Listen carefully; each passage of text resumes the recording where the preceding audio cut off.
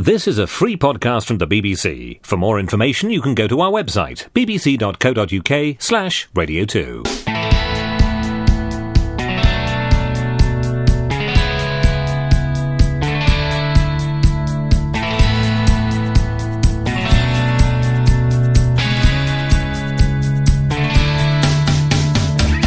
Good morning. I hope you had a good weekend. It was a lovely weekend around certain areas, but it's all got a little blowy at the moment. But just keep your head down, keep smiling, and walk sturdily into the wind. And while watching Crufts, which I think many of us did, the giant schnauzer won in the end, which is always good to hear. I like the Wheaton Terrier myself, but what do I know? While watching Crufts yesterday, presented by Claire Balding, yes, a decent woman, said Pauline of Grady Yarmouth, I thought she seemed lost without her usual sidekick. I thought she was missing something, I must say.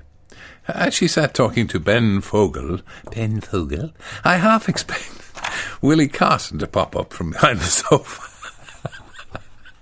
wearing a top hat.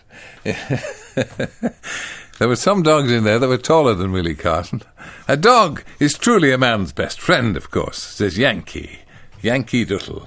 If you don't believe it, try this experiment. Put your dog and your wife in the boot of the car for an hour. Now, when you open the boot, see which one is really happy to see you. And anyway, I was most impressed. Yes, I saw this. Most impressed to learn, despite your advancing years, you ran in second in the 4:25 at Sandown Park on Saturday, so I did. Didn't I forget to mention that I'd be breaking into it? Nicky Henderson will be furious now. Well, he'd be delighted with the second place. Mind you, it was only a small, with only 4 horses, but... carrying 10 stone, 12 pounds around a 2-mile course. Fairly creditable performance, I'd say. And next time out, says Courtney Biggins lately, I shall be contacting my turf accountant and backing you to the sum of a whole white fiver. Are you at Cheltenham this week? Of course, let's not forget. Cheltenham this week. They'll be over in their numbers. Those who have recovered from watching Ireland play rugby on Saturday. Was that rugby they were playing? I've never seen such terrible rugby in all my life. I've been watching rugby and playing rugby most of my life. And I've never seen such terrible, terrible rugby. So, you managed to come second in a 4-horse race then. Hardly the performance one would expect of someone claiming iconic status. Still, you weren't top weight. Quite a surprise. Only makes your performance all the more disappointing. Look, Dick, just 'cause you spent £2, a pound each way, sure, that's nothing. Sure, no horse could win with that kind of responsibility on his back. And to tell you one thing, carbolic soap doesn't taste any better than I remember it.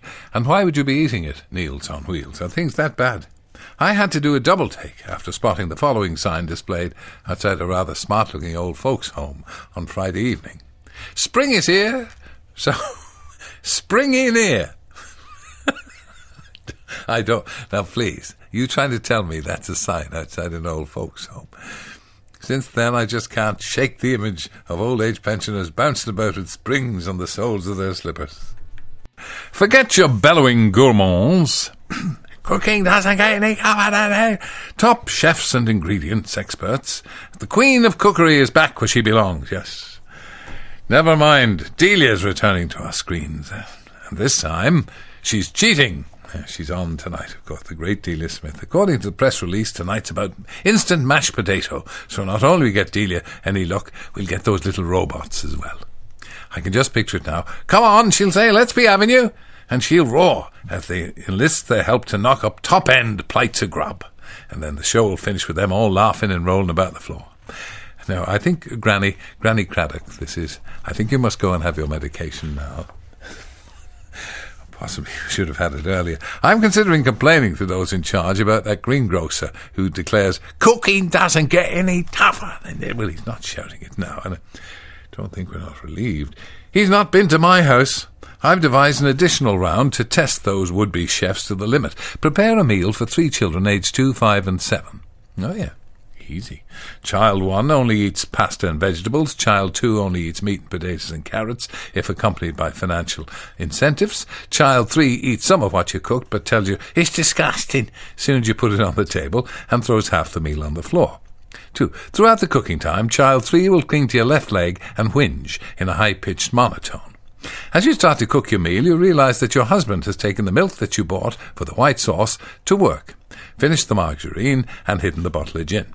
Halfway through the cooking, a small war will break out over a choice of TV channel. You'll be presented with long division that needs to be done by the 5-year-old, and the 7-year-old declares a model of the Eiffel Tower needs to be taken to school the next morning. And the Pym seems to be missing as well. And as the cooking time is approaching an end, and the carefully prepared dish, plate of food, is about to be removed from the oven, a cry of, "I'm finished!" comes from the bathroom. You finally plate up and turn off the TV and sit the 3 children at the table. You now need to bribe the children to eat the meal with the promise of an amazing pudding that you haven't yet prepared. Now, cooking doesn't get any tougher than that. And Douglas Judd of Norwich said, "Did you see the BBC One 10 o'clock news last night?" Unaccountably, I missed it. I must have nodded off. When Selena's not still reading the news. Look, Selena has long since taken to the Healands, where she rears goats. And indeed knits socks from their fur. Fairly cruel. It was reporting on the football scores, whoever it was reading the news. She said, "The games are being shown on BBC Two, so if you don't want to know the scores, look away now." And then she went on to say that so-and-so had scored a hat-trick in West Brom's 5-1 win over Bristol City. I was looking away, but I'm not deaf.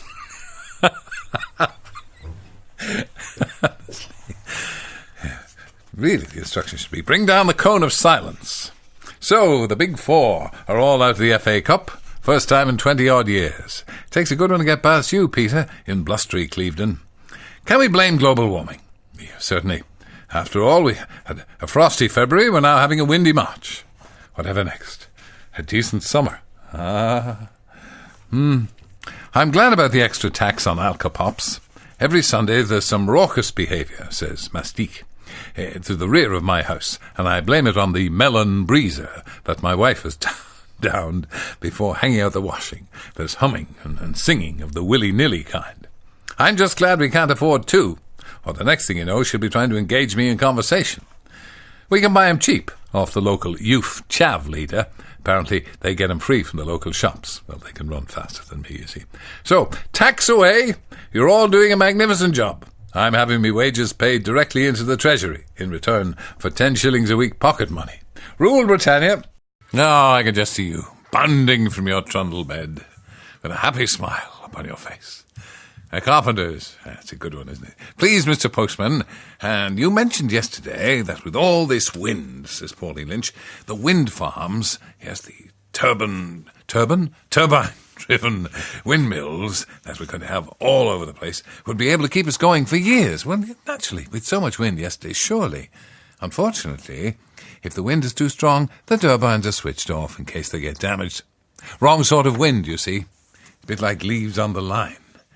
We once had a wind turbine. It span and span all day. Little did we know that we had thrown our cash away. It doesn't work at gale force, nor in a gentle breeze. Still, we're saving the planet. So, our minds can rest at ease. And I wonder if I might, just a word or two in the ear of whoever's in charge of matrices on motorways. There isn't a breath of wind on the M4, and you've still got strong winds on your matrices. Is there anybody in charge? Or maybe you don't start until 10, do you? We're still on the subject of the high winds of yesterday. A Farmer Cuticle says, I hear in the news that you southern softies have had a bit of wind. Up north, we have a different scale to the one you use down there. Here's the equivalent. Force 5 or less doesn't exist. Force 6, we closed windows. Force 7, we put dog back door to stop the draft. Force 8, wear a jumper over the string vest to put the shorts away. Force 9, we see the occasional pig go over. Force 10, Mrs. Bickerdike's frock might blow up above the knees, a sight not seen since the 1962 Women's Institute Summer Fete. Folks still talk. Get a grip for... Sorry, we're being very wimpish, aren't we? What did I manage to see Delia last night? Would I have missed it for the world? Did you see her 1001 ways with a mashed potato? If not, let me recap, said Fran Berry of Derby. with the old frozen mashed potato, which the present Mrs. Wogan said she couldn't find anywhere in the supermarkets. Anyway, the frozen mashed potato. She made cakes with the stuff, Delia said, although we didn't learn how she actually made the cake with the stuff. We had to believe that, her and Nigel's later. Cakes with the stuff. She made loaves of bread with it. She even made a fish supper. And the only thing she didn't make was mashed potato. So have a word. Oh, cooking doesn't get any easier than this. Well, mashed potato doesn't. And she managed to produce good plate of food, says Tansy. I love the fact that Delia says Juan, yes, decided that instead of her pristine conservatory kitchen, she should teach the peasants to cook wearing sackcloth in her potting shed. I must say I thought she was neatly turned out. I just wish the director had perhaps concentrated on the food a bit more. You know, let's see what's cooking, would you? And anyway, the soft-boiled egg has definitely made a comeback. And I'll be surprised if there's any paprika left in any supermarket anywhere. And as for frozen mashed potatoes, you will search in vain. This is Brian Adams. Let's be having ya. It's a fair old morning here in London. A bright sky. The wind appears to have dropped. Not enough for anybody to change the signs on the matrices on the motorway, but as I've said before, it's a little too much to expect to keep up to date with these things. And loose morals. I see that the #1 film in the US box office, what would I do without you guys? I would know nothing. Anyway, is a story about a primitive man avoiding mammoths and saber-toothed tigers, and it's called 10,000 BC. Oh, tell me this.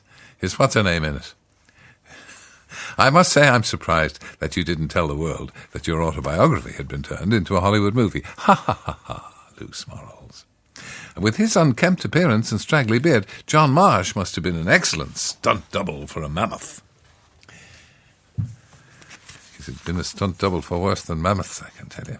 And this is Sven, a Swedish turf accountant called Sven for the field. We were very surprised at your recent win. Well, I didn't have a win, Sven. I came second, Wogan, in a field of 4. Yeah, but even more happier that your kin, Wogan's sister, runs at Wolverhampton on Thursday at 8:30 in the evening. Our Swedish shirts are on the horse. Well, normally I'd be the kiss of death to any poor old nag's chances.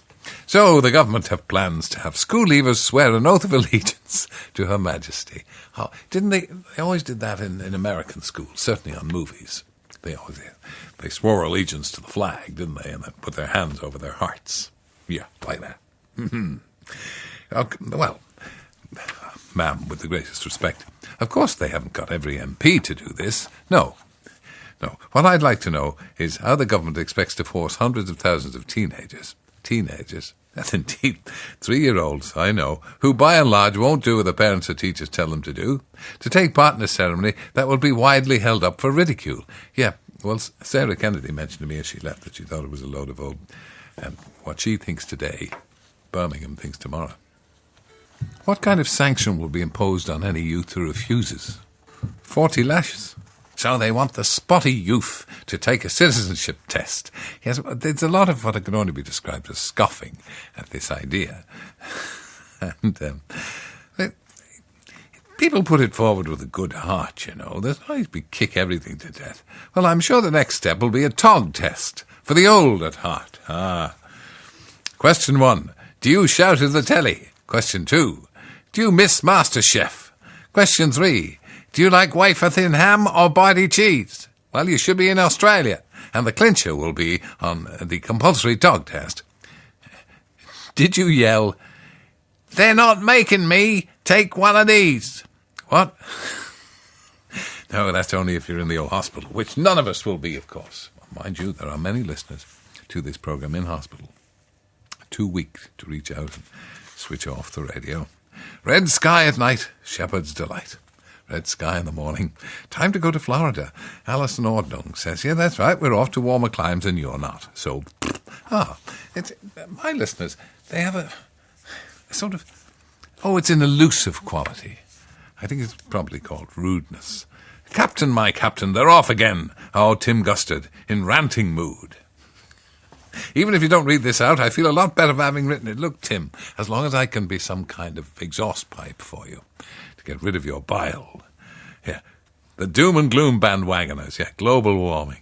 With global warming, you can expect more and more storms like yesterday's. Yes, I know. We're getting one tonight up north. They're normal. Every winter, and certainly every March. In like a lion, out like a lamb. Normal British weather. Get over it. Yeah. Oh, well. Sir Humphrey, Director, Matrix Operations and Traffic Hindrance Department of Transport. Yes, I mentioned.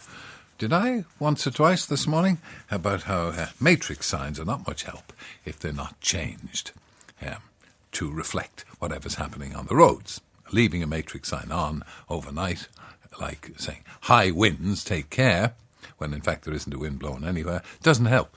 It makes you wonder, when they put up a sign saying, road blocked ahead, whether you should take any notice. I was appalled, says Sir Humphrey, to hear your disrespect for the matrix signs on the M4 and the fine body of men who operate them. It's a disgraceful slur to imply they don't start work until 10 in the morning. I'll have you know, all of my staff are at their post by 9:45 at the latest. Traffic permitting, of course. Not that traffic permits much these days. And with a view to teenagers declaring an oath of allegiance to Her Majesty, and some chap saying that it was a good example of citizenship. Well, Dr. Anaesthetic says, I was under the impression the UK is a monarchy. Therefore, people are subjects. They're not citizens. Well, I have a few subjects in here myself, but I don't refer to them in that manner. They're more underlings or peons. And a Mr. Hutton said in the news that we shouldn't be attacking the high salaries in the city because that will not address inequalities. So somebody wrote in and said, is he due to retire from politics very shortly or what? Certainly. Every Wednesday at Barnet General Day Surgery Unit, we listen to Terry, says Anne Somerville, while we're performing prostate biopsies on patients. As uncomfortable as you can imagine this is, Terry makes it well,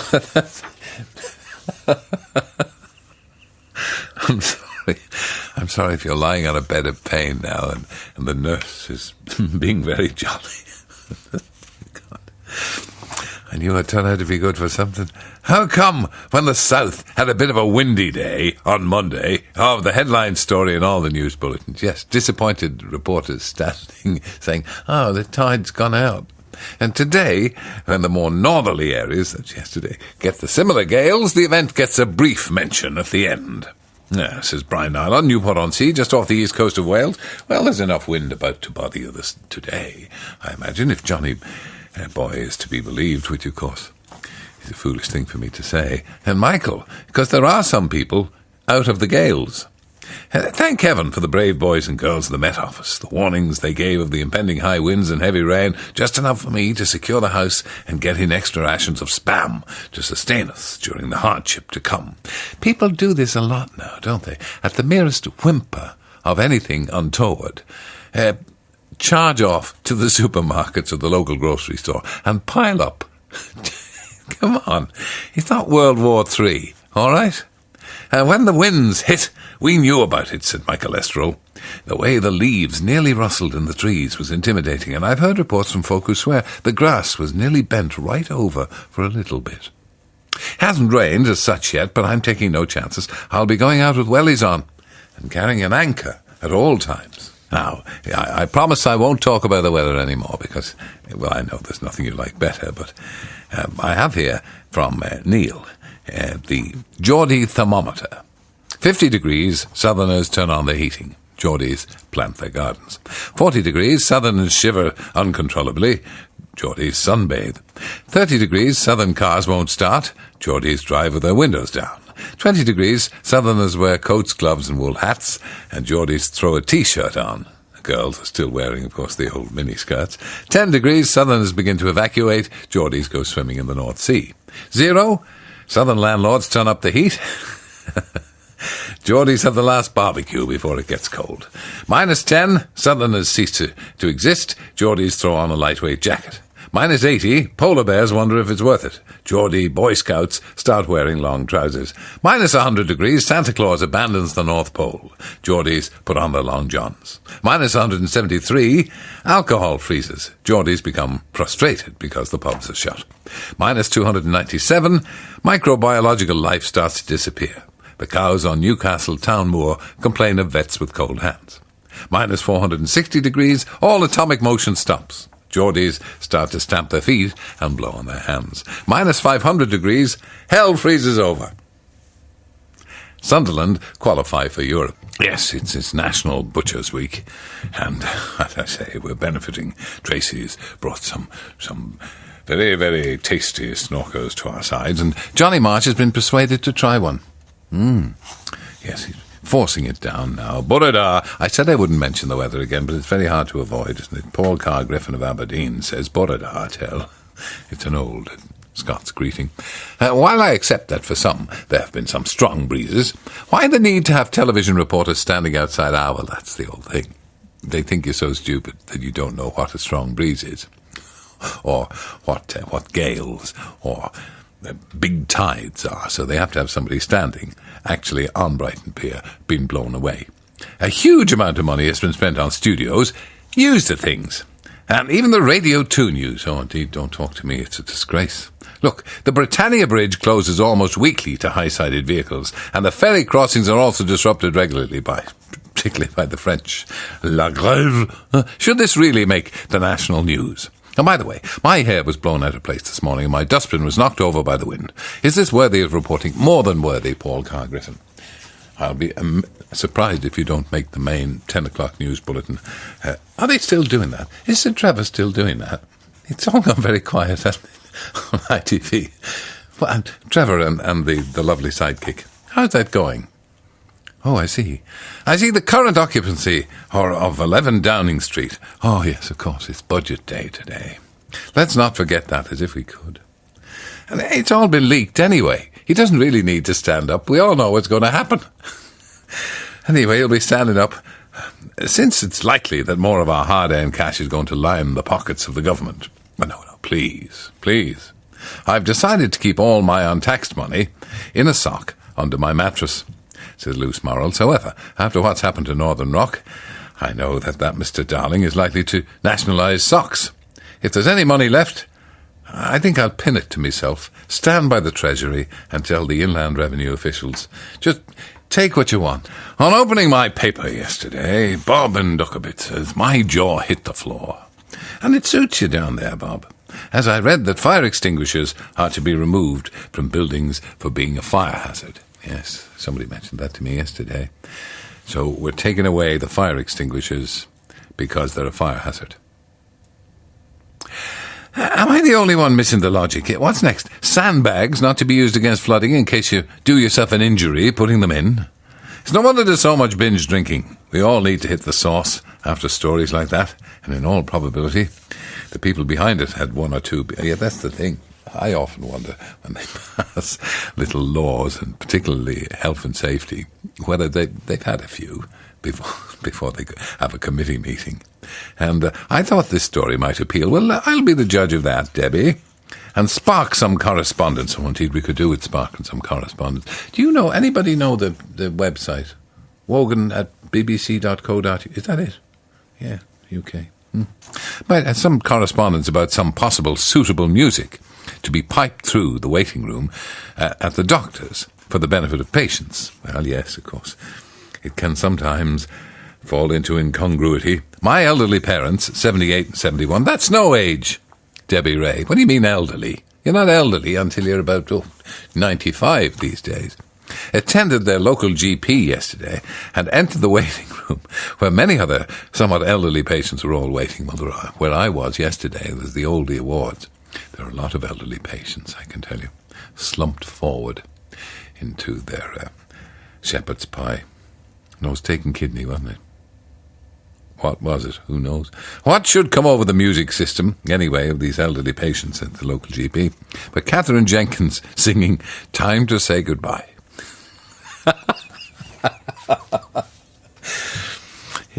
Just a little thought.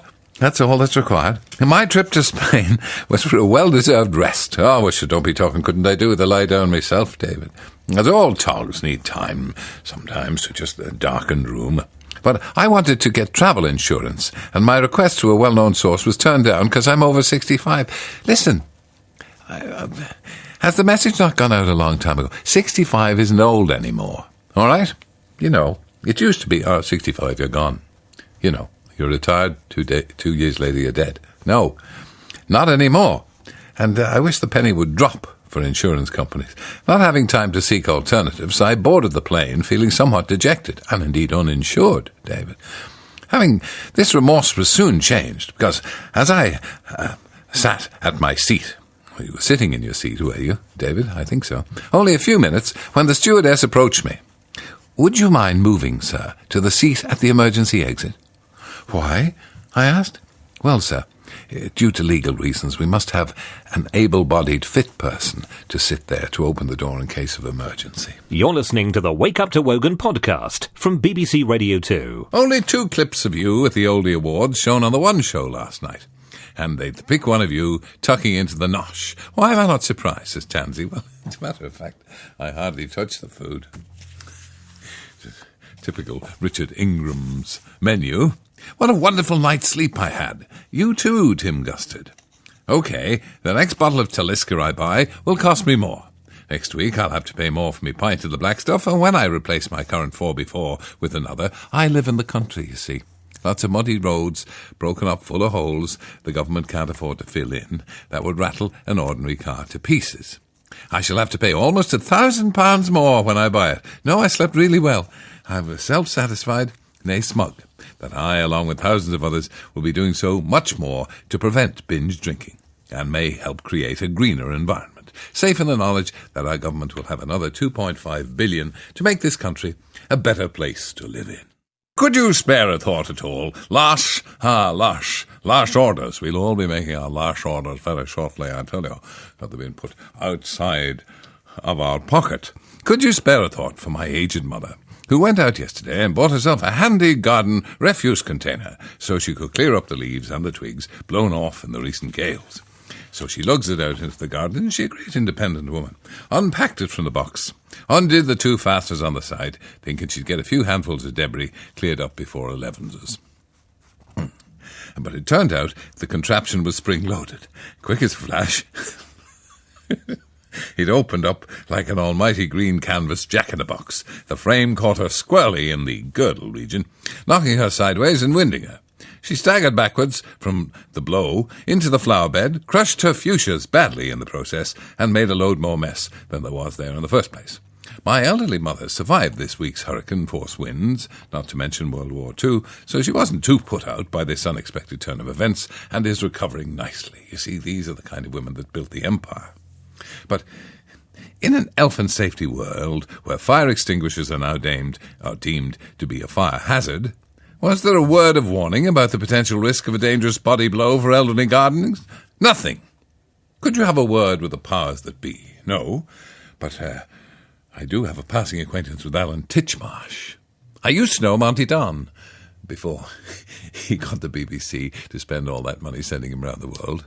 What's all this about a drinking, smoking, driving budgie? Shouldn't someone tell the RSPP? We can't have cruelty to our feather friends. Hugh Fernley, what's-his-name, wouldn't like it. No, and he doesn't like anything about birds, unless you pay a fortune for him. He's not big on the cheap chicken. And Rachel Martin says, I just thought you might like to know, I took my Cub Scout pack to a free-range chicken farm. Excellent. Was Hugh there?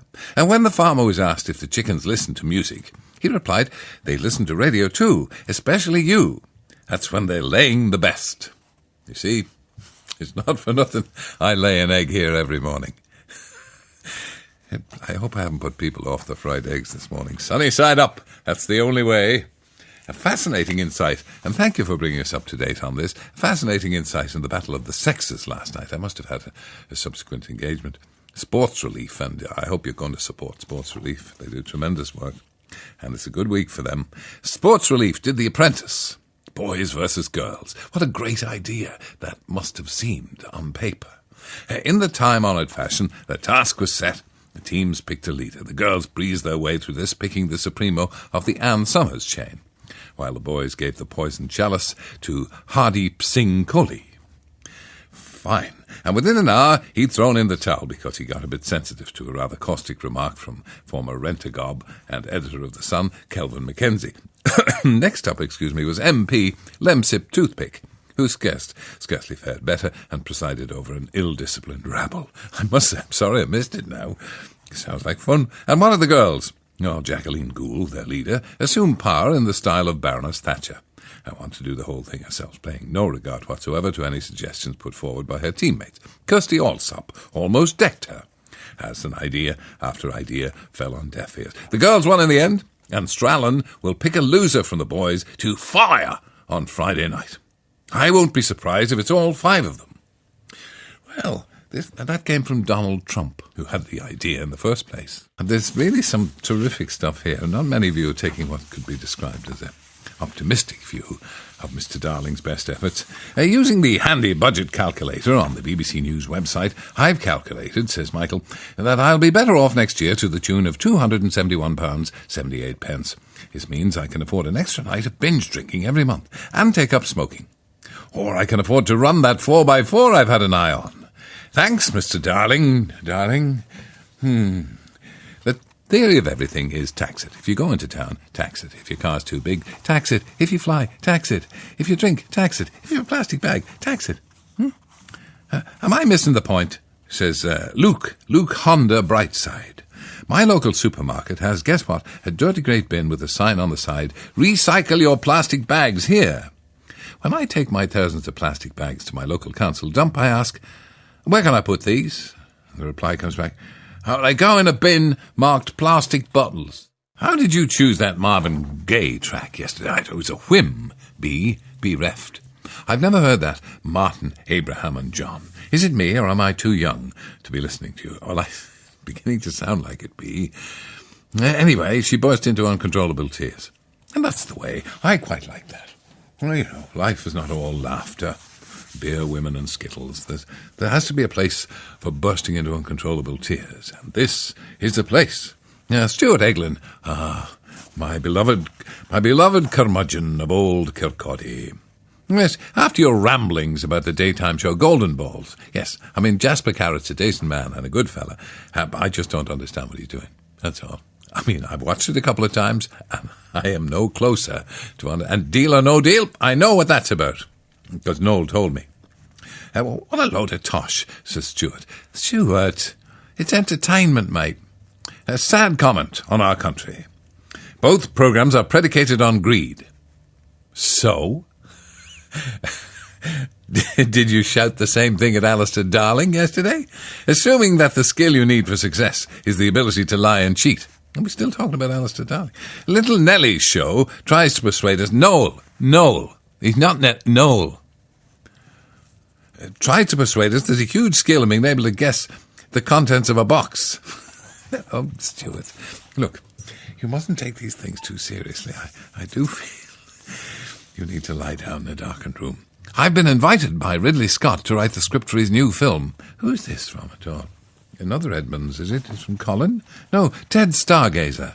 I came up with this idea of a thriller based on sports where the Scottish rugby team, after being hammered by everybody in the Six Nations, thrash England in the Calcutta Cup, while England, having been outplayed by Wales, having been outplayed by England in the first half of the opening game of the Six Nations, go on to beat them comprehensively, win the Triple Crown, and then are on the verge of winning the Grand Slam. Just to make it more exciting, I weaved and crafted a script which included a scenario where the semi-finals of the FA Cup were being played by Cardiff, Barnsley, West Bromwich Albion and Portsmouth. Ridley Scott just sent me a note to tell me I've been fired to start living in the real world. You have to admire the Queen. I always do admire the Queen. Michael, already burdened with her usual duties, she's now opening her own airport terminal. No, it's not hers. She's just opening and hoping that somebody's not going to climb over the railings and annoy her. That's a little today. And according to one newspaper report this morning, says Jan, the new Terminal 5 at Heathrow, not only will have the Queen to open it, it'll have wall-to-wall designer shops, Gordon Bleepin Ramsay's food, and life-size model horses. Nice. But of course, no passengers and no luggage. Yes, the Queen will see it at its best. Because this new terminal, from what I hear, the going may be even slower than usual, because you got to leave your fingerprint. Not once, but twice. And you can't board your plane from the terminal. You've got to get a bus. Hip hip hooray, today's the day. With my friend Honor Jolly, we're on our way to Cheltenham to watch the Great Gold Cup, and if we pick the winning steed, we'll celebrate with Bolly. Cocktail player, you have a quaint view of cadences and rhyme and rhythm, but I think I know where you're coming from, and I do like your marmalade. And good luck to you today in Cheltenham. Big race today, isn't it? I was watching yesterday, and it was extremely moving. There's this Israeli girl who looks after one of the winning horses, and a terrific girl, full of fun and full of character. And there she was, leading the horse when it had won the same race for 3 times, leading it in, bursting into tears. It was terrific.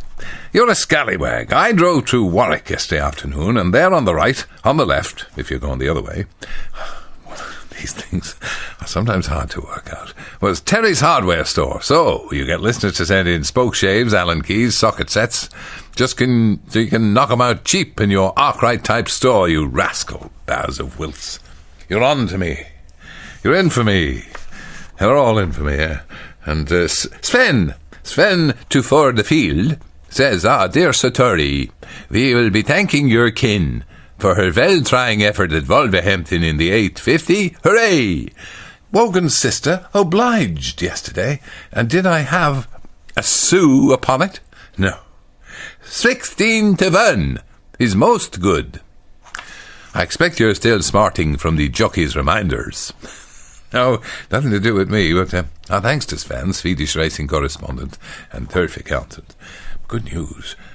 Why did I not have a penny on the thing? The other evening, the good lady and myself were relaxing with a bottle of the old Vino Tinto, and I started to read the description of the wine as printed on the bottle to see if I could identify any of the flavours. That sort of died out lately, hasn't it? Because remember, you used to have Oz, and then that strange woman talking about wine tasting of bat's urine and watercress and stuff like that. Then when you drink it, you think, no. Anyway, this, according to the bottle, had a flavour of blackcurrant, plums, and a taste of chocolate, with a soft finish and a hint of oak. You see, I suppose if you're a wine taster, somebody who has to write or talk about wine, it's no good just saying, that's sweet, or, oh, that's a little dry, or, that's soft, or, that's hard. You have to, pebbles, you have to say tar. Chocolate. I have never in my life tasted a glass of wine that was remotely tasting of chocolate. And Roger the postman says, how come? He said, none of the wine tastes of grapes. I see that the times are changing. Well, indeed, Jasper Parsnips. I had no relation to young Carrot. Indeed, are changing. As the latest bunch of kids' role models, yes, we heard this, Sarah broadcast this at the top of her voice. Role models for youngsters. Top of the list, Posh and Becks. Further down, Paris Hilton. Members of Girls Aloud. I'm glad that I have no longer got any young children. I have to tell you that. I don't think I can stand it. It's a far cry, says Jasper, but when I was a lad, we set our sights on emulating the achievements of Baden-Powell, Sir Edmund Hillary, Winston Churchill. We never wanted to be famous. We're happy to read our Boy's Own and Bunty annuals and get a good clip around the ear from the local policeman if we stepped out of line. I didn't go everywhere in sports gear. No. My idea of designer gear was a scout's outfit with a rope coiled around my shoulder, climbing boots, and a large cigar, and very nice. Wake up to Wogan! This was a podcast from BBC Radio 2. Don't forget you can also download free podcasts for Steve Wright, Russell Brand and Chris Evans. Get more information now at bbc.co.uk/Radio 2 and wake up to Wogan every weekday morning from 7:30, online, on digital and on 88 to 91 FM. Get more information now at bbc.co.uk/Radio 2.